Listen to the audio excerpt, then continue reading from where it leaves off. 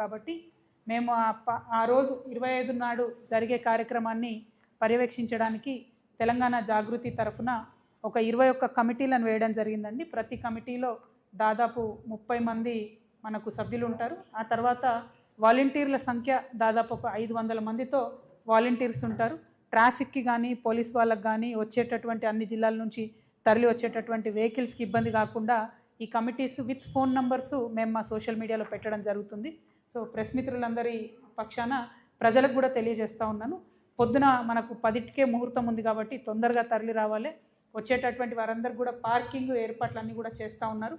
But ఏమాత్రం అనుమానాలు ఉన్నా ఈ కమిటీల వివరాలన్నీ ఆన్లైన్లో ఉంటాయి కాబట్టి డైరెక్ట్గా ఫోన్ చేసి తెలుసుకోవచ్చు. జాగృతి బాధ్యులందరినీ కూడా ఒక 21 కమిటీలతోని మేము సభకు ఏర్పాట్లు చేసుకుంటామని సంతోషంగా తెలియజేస్తున్నాము. Thank you. జై తెలంగాణ. జై తెలంగాణ.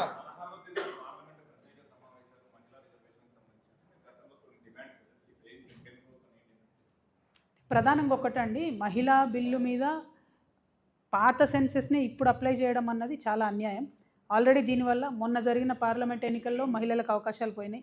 దాదాపు 10-12 రాష్ట్రాల ఎన్నికలు జరిగినాయి. వాటన్నిటిలో కూడా మా అవకాశాలు పోయినాయి. ఇప్పుడు ఈ అవకాశాలన్నీ పోగొట్టింది 2027 సెన్సెస్ వస్తే ఆ డీటెయిల్స్తో ఏదో లాభం జరుగుతుందని మేము అనుకున్నాం. ఇంకొక ఏడాది అయితే 2027 వస్తుంది. మరి ఆ సెన్సెస్ కోసం ఆగితే డెఫినెట్గా మహిళలకు ఇంకొన్ని సీట్లు ఎక్కువ పెరుగుతాయేమో అని ఒక ఆలోచన.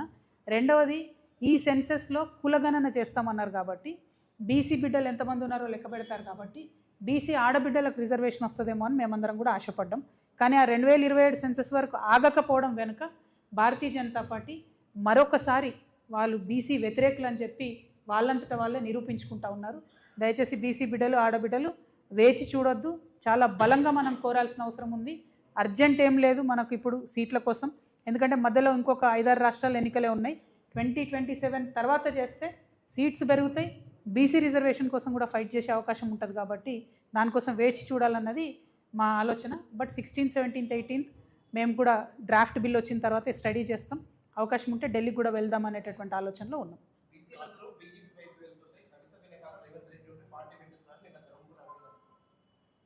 అసలు ఆయన ఎవరన్నది సగం మంది గుర్తులేదు.